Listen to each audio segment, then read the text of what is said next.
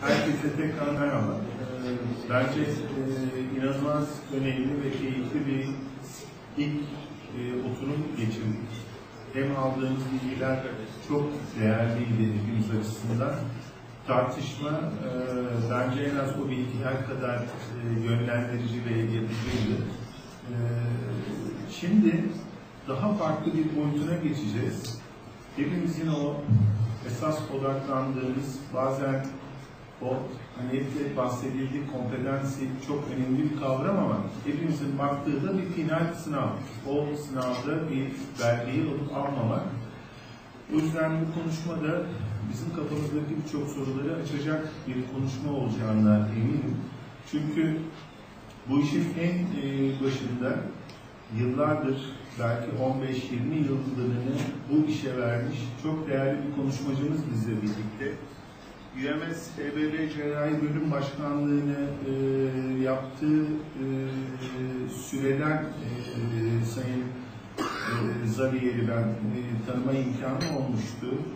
Board'un sekreterlik ve başkanlık görevi sırasındaki 8 yıl boyunca o toplantılara katıldığımda çok daha yeni yapılanma içerisindeydi sistem ve şimdi çok daha farklı bir noktaya ulaşmış vaziyette. Gördüğünüz gibi Fransız Cerrahi Akademi üyesi, dergi editörlükleri, karaciğer nakli ve transplant konusundaki yoğun deneyimi ve bunun hepatobiliyer cerrahideki birikimi ve gerçekten de EBB cerrahisi ve transplantasyonun belgelendirilmesi konusundaki editoryal yorumuna ihtiyaç duyulan bir bilgi birikimiyle birlikteyiz. Büyük bir şans eseri oldu benim için. Gerçekten bundan yaklaşık bir 4-5 ay kadar önce Maastricht'te yapılan sınavda kendisiyle birlikte Safrayolu modülünde jüri üyeliğinde bulunma şansına da erişmiştik.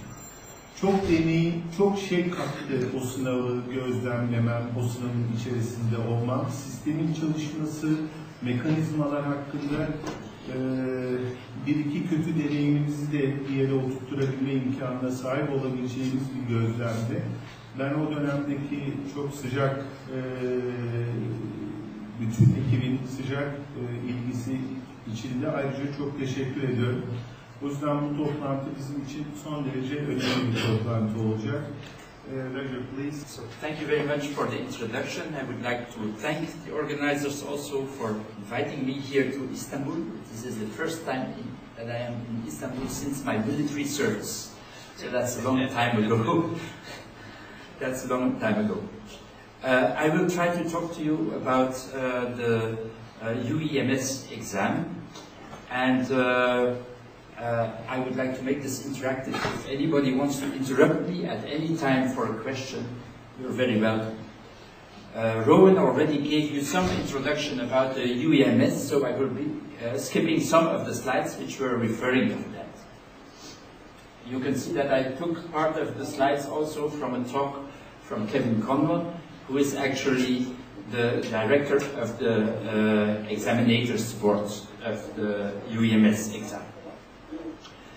Now, as Rowan has explained to you, UEMS is a big organization of defending the medical profession, especially also at the EU level. And one of the sections of it is the section of surgery, and below that section of surgery you have different divisions. And actually one of the more recent divisions, one of the later divisions that have been formed, was the division of HPB surgery. The division of HPB surgery, just like other divisions of other specialties, works very closely with a scientific organization, which is in our case the EAHPBA. I will skip this slide. And you can see here that you heard that one of the main goals also of the UEMS is to organize certification or organize exams. One of the reasons they started in it was also in order to be faster than the EU itself, so in order to avoid that decisions about this will be made purely from the green table. I think we are already in a status now where the Central EU organization cannot get around the UEMS anymore. You see here a whole series of exams that can be done within the UEMS in surgery. At this moment I'm still leading the division, and Kevin Conlon is my vice president, but also the president of the board of examiners. And you can see that the board is actually composed of two members of each of the participating countries, and Professor Turgay and Professor Özden are actually representing Turkey in this. The goals, the objectives of the division of HPB surgery are actually copied on the goals of the UEMS itself, aiming at surgical training and harmonization, at providing a standard of certificate for the completion of specialist training, promoting continuous medical education and surgical quality control. Now, what are the advantages of having an examen? Is there a need for an examination of HPB surgery? One of the advantages certainly is that you have a kind of a harmonization, and this is especially important since there is more and more movement of specialists through Europe, moving from one country to another, making it more difficult to know exactly what the qualities of a candidate are. Also, it fills a gap, because in most European countries, there is no specific certificate or specialist examen for HPB surgery.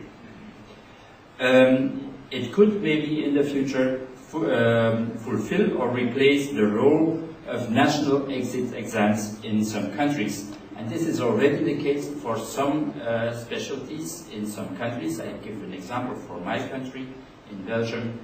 Before you can be recognized by the Board of Plastic Surgery, you have to have passed the UEMS exam of plastic surgery, for example. And last but not least, it provides a reputable qualification for surgeons. It's a difficult exam, and it is comparable, at least, to the North American board exams. We see also that hospital directors are sometimes looking specifically for having an HPB surgeon, and they want to show that it is an HPB surgeon they have, and there it can help to have this specialty. And we have got notice that even in some Eastern European countries, people that had passed the exam and had the diploma got extra pay because of that.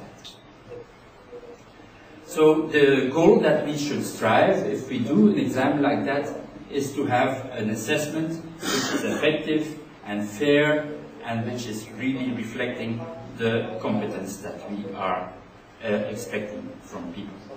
The end result is that you get a diploma, and that you can carry the title of Fellow of the European Board of Surgery, Division of HPB Surgery.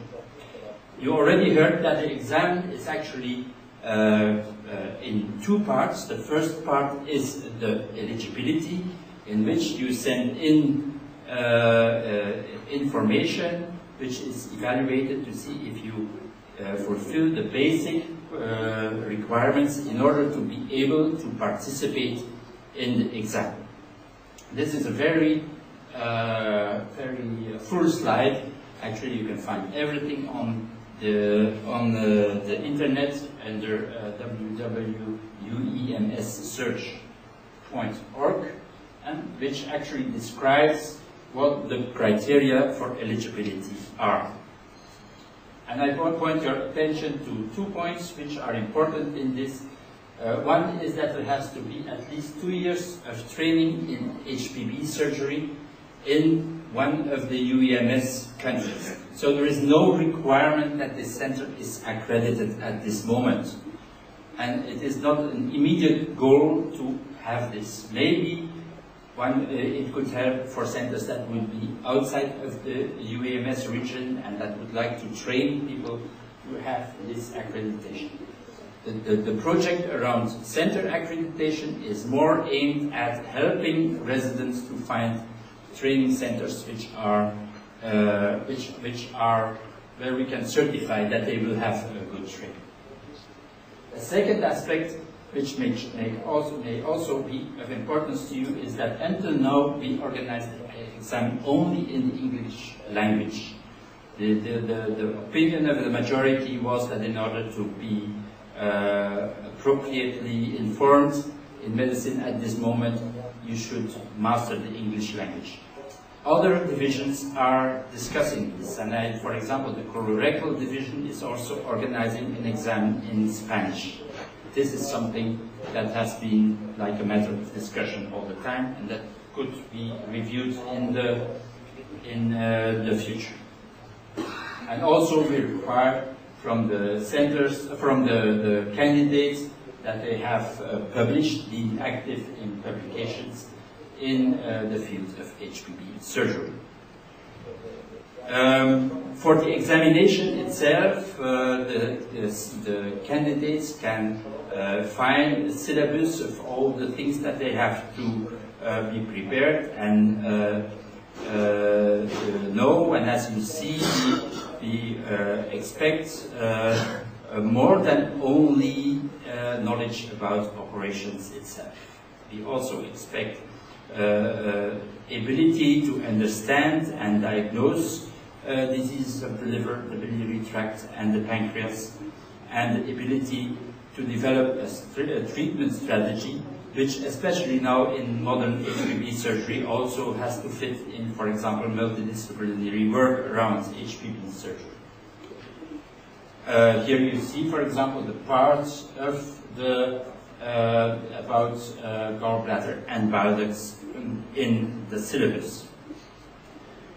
The examination is offered at least once a year. It is made with a written and an oral component. The written component is an MCQ exam, and the questions for this MCQ exam are provided by EAHPBA senior members. You see an example of a question of this exam. And again, it is not only clinical knowledge, it's also some basic science which we consider essential for HPB surgery. And then there is the oral exam, which contains 3 parts.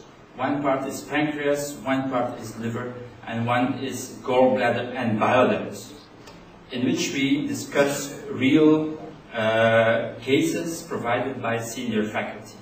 And we have been working very hard on this, especially Professor Conlon has been working very hard on increasing the consistency and the standardization of this oral part of the exam. That is really a challenge, and there are different types of exam one can use for this, and we have actually opted in the end, and we have applied this for the first time now in Dublin, to have 3 stations of 30 minutes each for the 3 parts, like we had before, but to provide the examiners with cases and with the suggested questions that are attached to it.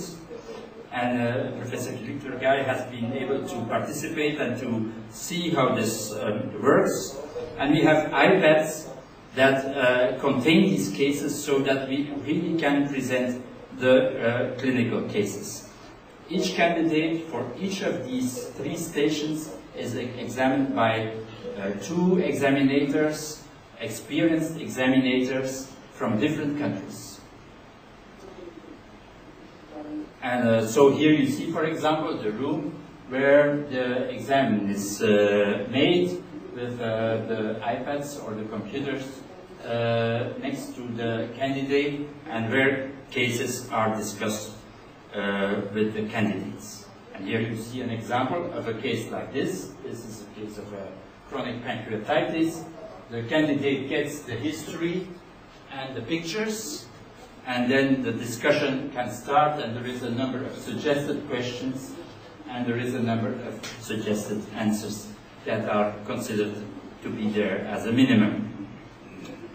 Now, future directions are probably, as we discussed a little bit, of looking also into more broad aspects of the specialty. And we have not moved into that at all at this moment, but we can also get some inspiration from other parts of the world. I think it's probably one of the most evolved exams at this moment in the field. But for example, our Asian colleagues have their candidates bring a film of one of the operations they performed. This is something we could consider for the future to improve the exam further and to further professionalize it. Here you see the candidates. You see they're all happy because they all have a diploma in the hand. We were fortunate the last time because all the candidates passed. But to give you an impression, until now 85 people tried to do the exam and only 66 passed. So it's a really tough exam, very tough exam. But when you pass it, you also can say you have a real reference at hand that you're a good HPB surgeon. Some of the more experienced colleagues might ask themselves, well, do I still have to do the examen, or what should I do in order to be part of that community, or to become an examinator or so? And we have actually at this moment, for a limited time, we have also an honorary diploma to recognize very senior HPB surgeons. The criteria are here: 10 years experience in the field, a significant amount of publications in HPB surgery, and 2 letters of support, one by a national and one by an international colleague. Everything else can be found on the HPB, on the UEMS website, and pretty soon also on the EHPBA website. So the future tasks are, for a large part, also things that have to be done in collaboration with EHPBA, looking at developing preparatory courses, because there is a huge demand from candidates to have a proper preparation for these courses, preparations for this exam. You heard about the training center accreditation issue. Further standardization of the examination process, and also we touched on it very lightly, to define the relationship of the UEMS HPB division with that of connected specialties, I would say, endocrine, vascular, oncology, intensive care. So every information that you may need, also for other specialties, you can find on this website, www.umssearch.org. Thank you very much for your attention. Aşağı yukarı sınavla ilgili ana noktaları bir kez daha en yetkin ağızdan algılamış olduk. Ama ben bu konuda birçok meslektaşımızın kafasında soru işareti olduğunu biliyorum. O yüzden tartışmanın çok daha sorularımızı giderecek nitelikte olacağından eminim. Söz sizde. Çok teşekkürler. Japon meslektaşların yaptığını söylediğiniz video prezentasyonu sanıyorum aslında herhalde değerlendirmek için en objektif şekillerden biri. Bunu biraz daha tanımlar mısınız? Nasıl bir videodan bahsediyorsunuz? I understand they are asked to for certain standard operations they need to do to bring a video which is then evaluated by separate experienced surgeon colleagues. So that's the way it works, I think. But I don't know many more details about it.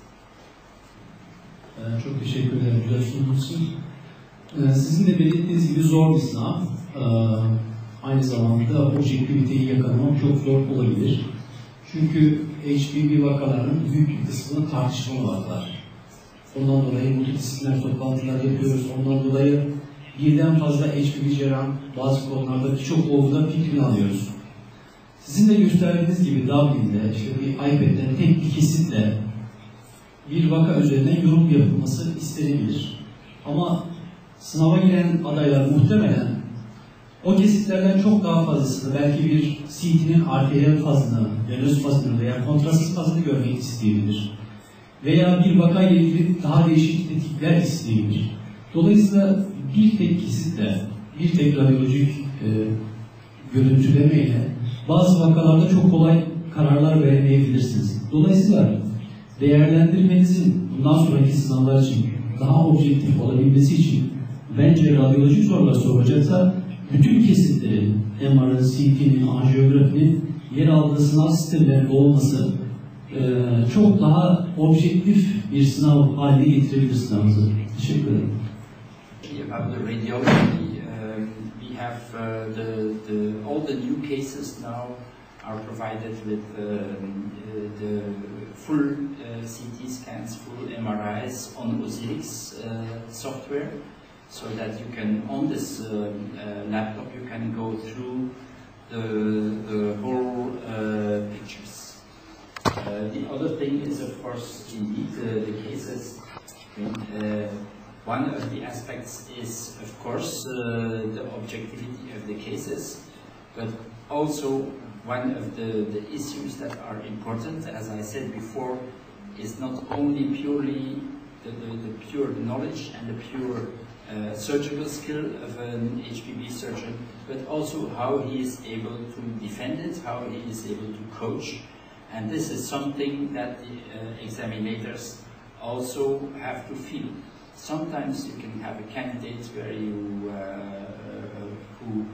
who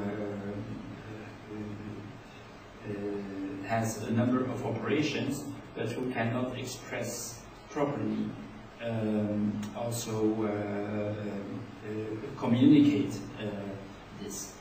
As long as the language doesn't play a role, I think the communication aspect is also an important aspect or an important skill for a super specialized surgeon, as I said, because he has to be in contact with the colleagues and coach them.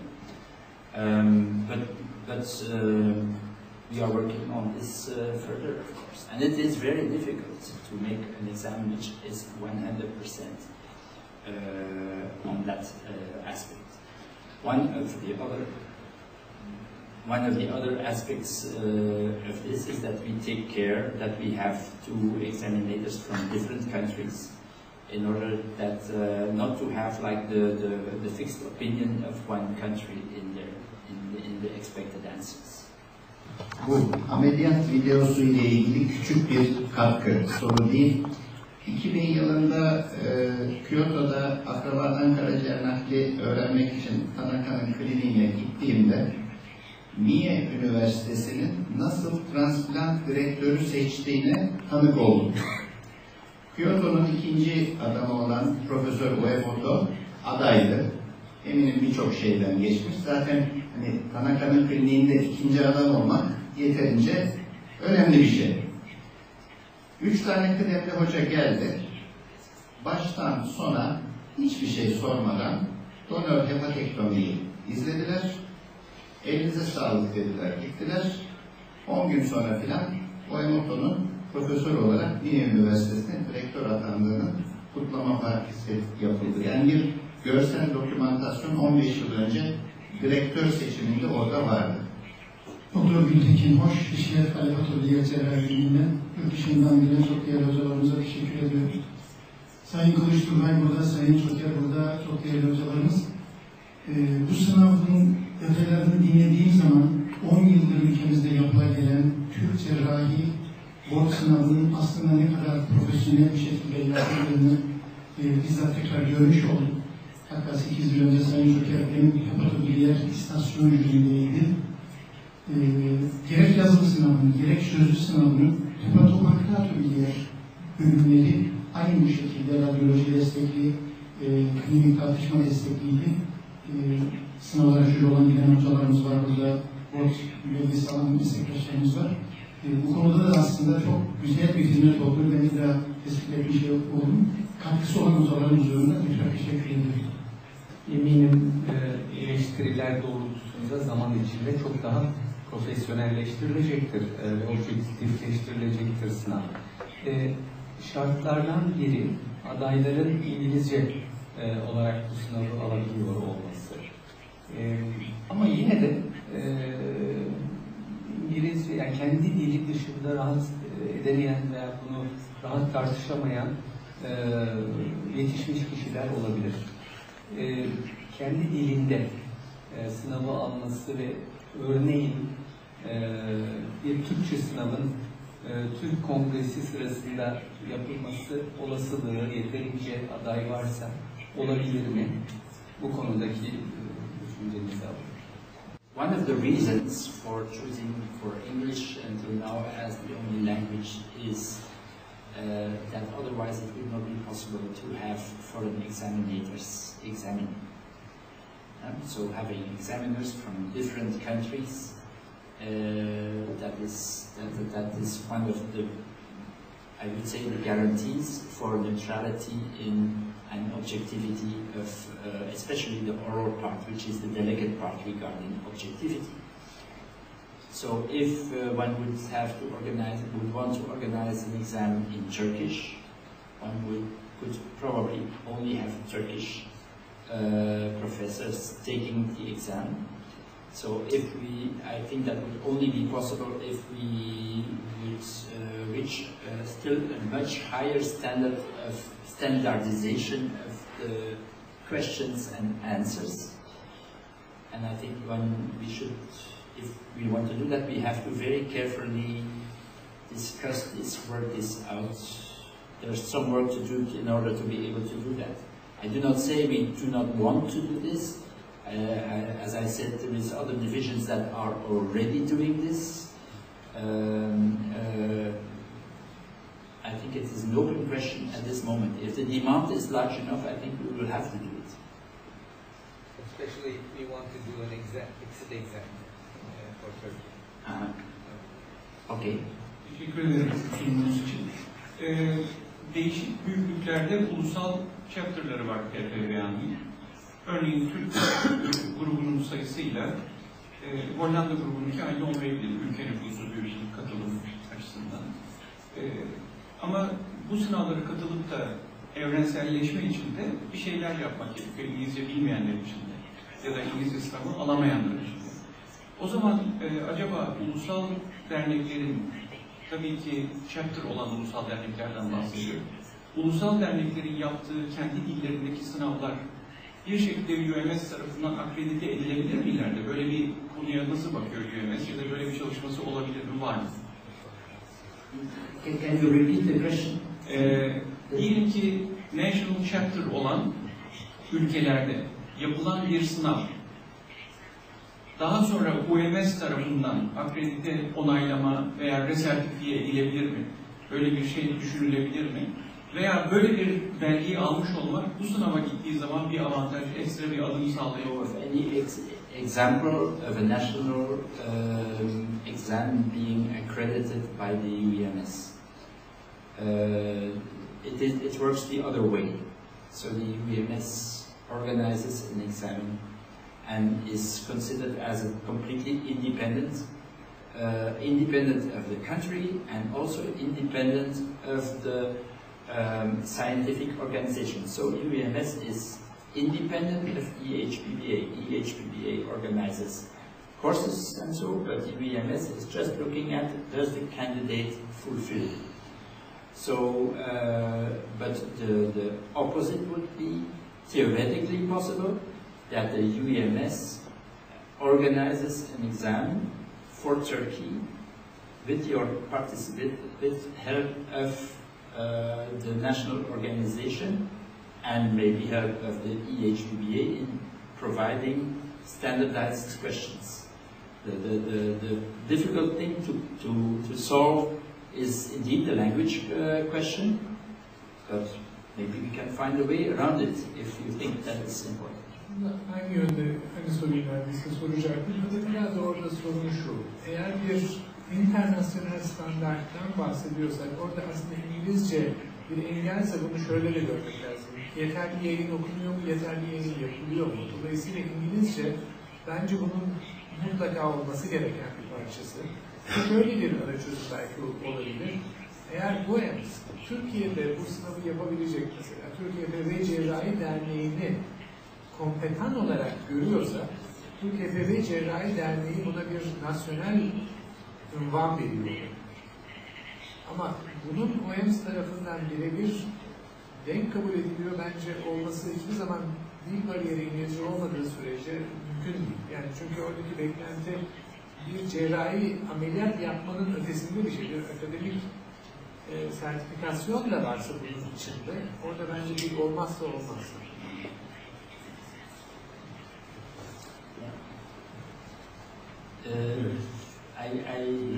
I see that problem. On the other hand, I have such good translation now today that I could imagine sitting in an exam and if the quality of the translation is good enough and a Turkish colleague is sitting next to me in order to make sure that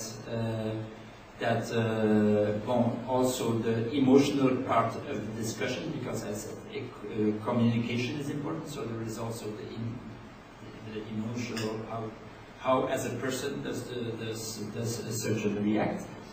If that can be covered, then I can imagine organizing an exam in Turkish after all. But remains, of course, the important aspect that you mentioned, that we do not want to have only an HPE surgeon operator, but we want also the skills of scientists, of communicator and so on in there. Belli bir noktaya oturdu. Ben sadece bir soruyla kafamdaki yani durumu netleştirmek istiyorum. Gelemez bir ulusal kongrede yeterince katılımcı sağlanabilirse kendi orijinal sınavını yapabilir mi? Örneğin Türkiye'de. I think it could be possible to organize one, but I would have to have the agreement of the UMS board to effectively change this rule and organize the exam in Turkish. Ben Sayın Zariyer tabii çok detaya girmedi. Çok doğal oldukları, çok doğal karşıladıkları için. Yani burada genç arkadaşlarımız var. Bugünkü toplantının en önemli mesajlarından birisi board sınavının hepimiz tarafından daha az korkularak yaklaşılması ve daha fazla deneyim kazanmamız gereken bir alan olduğunu da hep birlikte anlamaya çalışmaktayız. Ben kendi gözlemlerimden birkaç cümleyle size bir bilgi aktarmak istiyorum. Hayatımda gördüğüm, katıldığım sınav için söylüyorum. En objektif, en ince ayrıntılarıyla değerlendirilmiş bir sınavdı. Sınav sırasında yabancı dili çok iyi olmayan adaylara sıra dışı bir anlayış gösterildi. Gerek ağır cümlelerin kullanılmaması, gerekse onların daha net anlaşılmasıyla ilgili. Ve şunu göz ardı etmeyelim.